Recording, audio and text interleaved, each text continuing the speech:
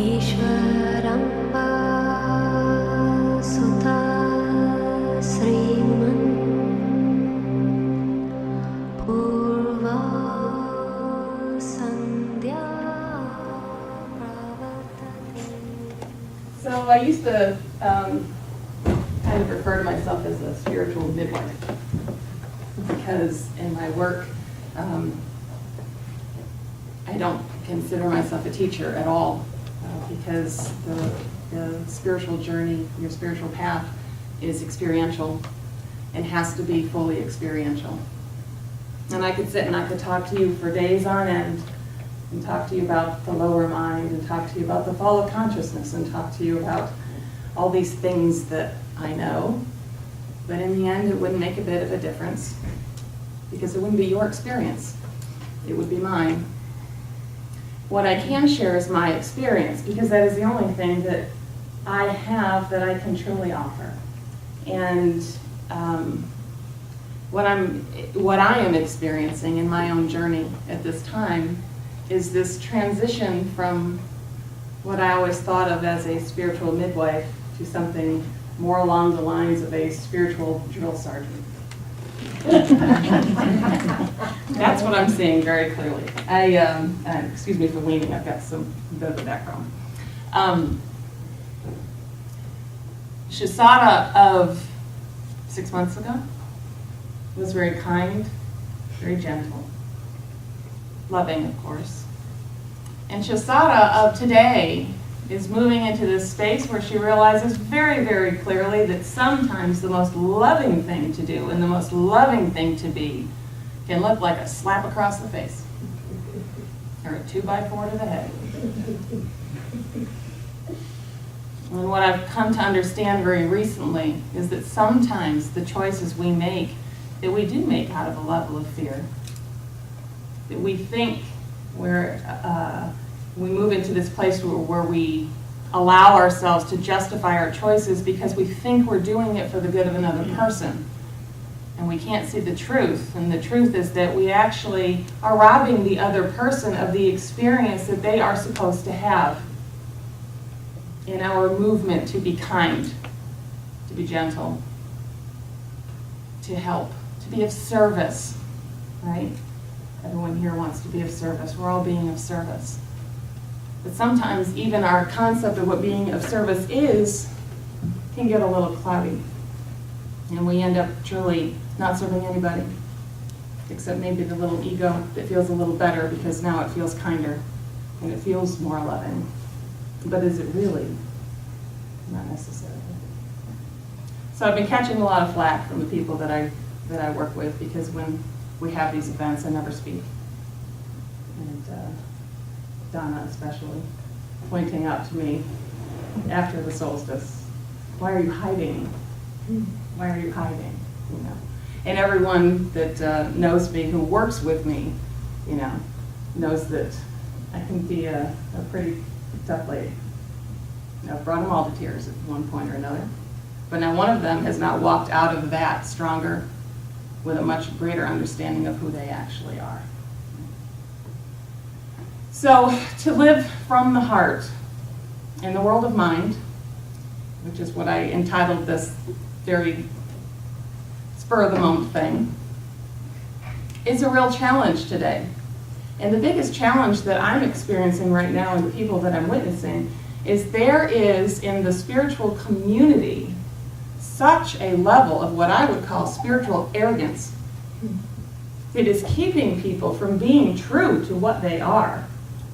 And my hope is that after tonight, in some small way, it will awaken a little piece inside of you that goes, oh my gosh, I've been doing that. Because what do? We go out to the world and we search for answers, right? Who's searching? The personal self, the ego, right? The little I is searching. You know, fill my head, give me knowledge, give me understanding so I can be this thing.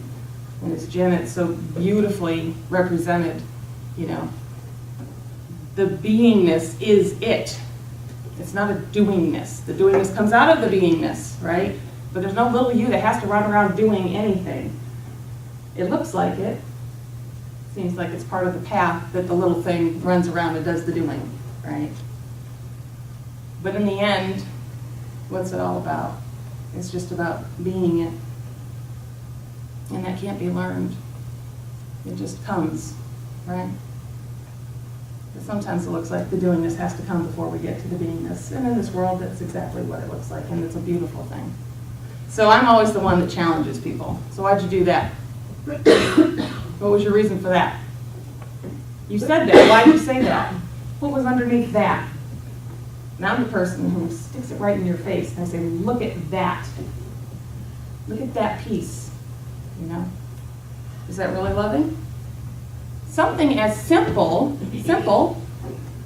as when you watch little kids. And one little kid says, you know, I like pie, right? And the other kid says, ew, I don't like pie, I like cake. Why did you say that? What was the purpose of that? I don't like pie, I like cake. And of course it's easy to justify it, well, because it's the truth, I don't like pie, I like cake.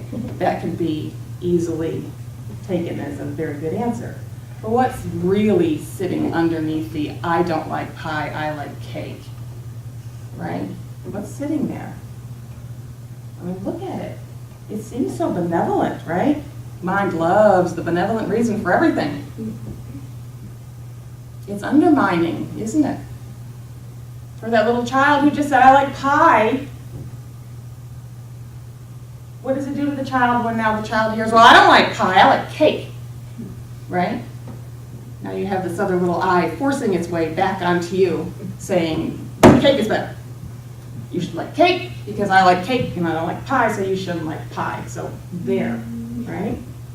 And you see, it's such a minor little thing and people do it all the time. Why is it when, you know, you're at home and your husband walks through the door and says something to you and you have to automatically correct him? What's that all about? What is that all about? Is it really necessary in that moment to stick that knife in just a little deeper? And we don't see that we're doing it. And we see ourselves as being very, I love him and I want him to understand. That's how, you know, he's not seeing that clearly. Well, you know what? He's seeing it clearly in his reality.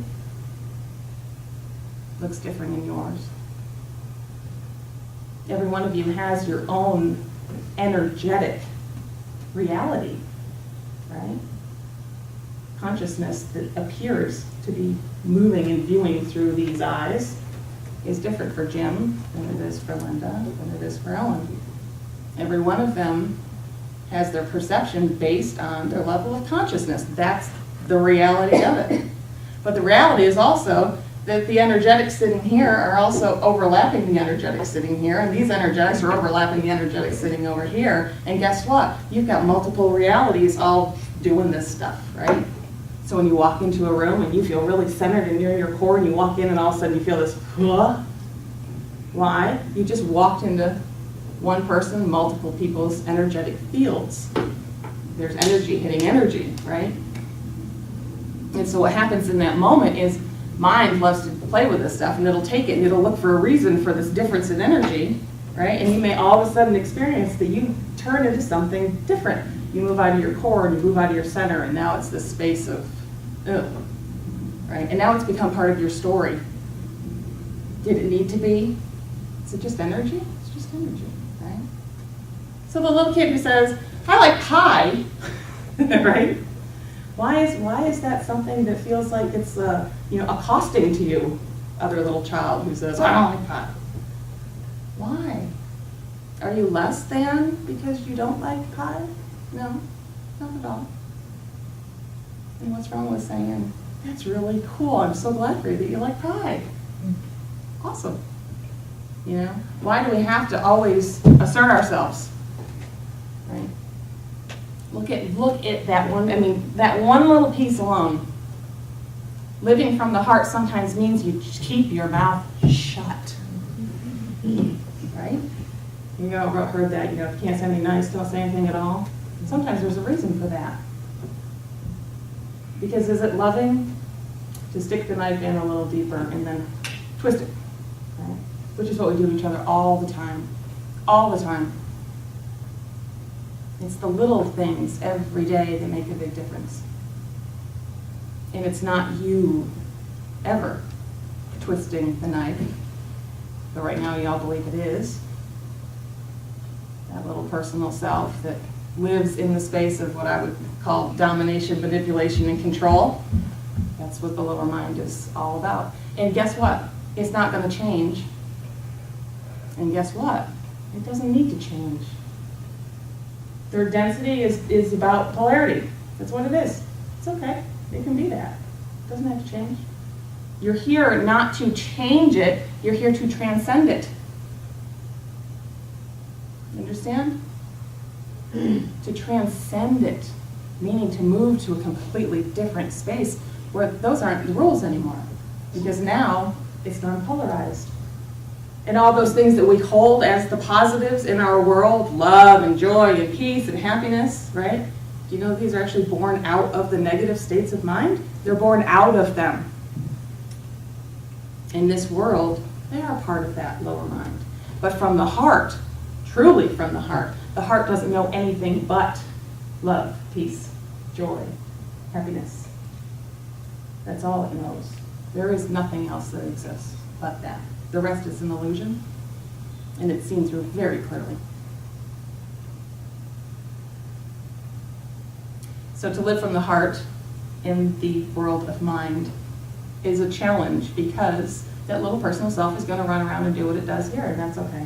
It can do that. But something in consciousness has to be able to sit in a space where it can see clearly in that moment.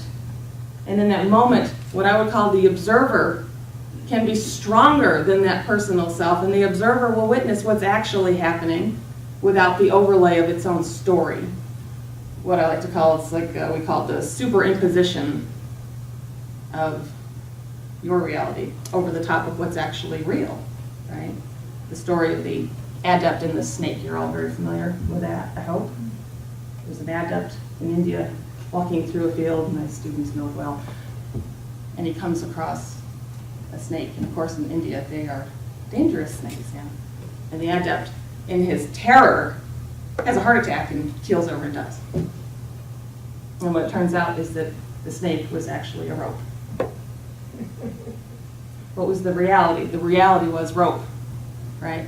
What was his reality? His reality was deadly snake.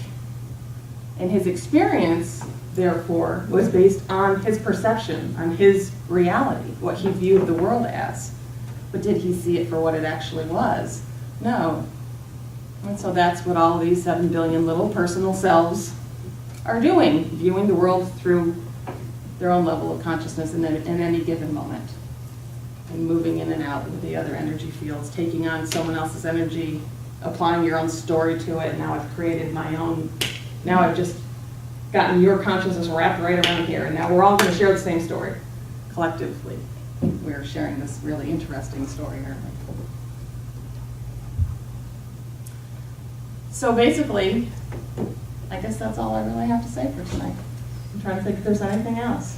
To live from the heart. You're all being challenged right now. This is an enormous, I was saying to Jim earlier, the chaos. You know, I purposely detached myself a few months ago because it was time for me to go within.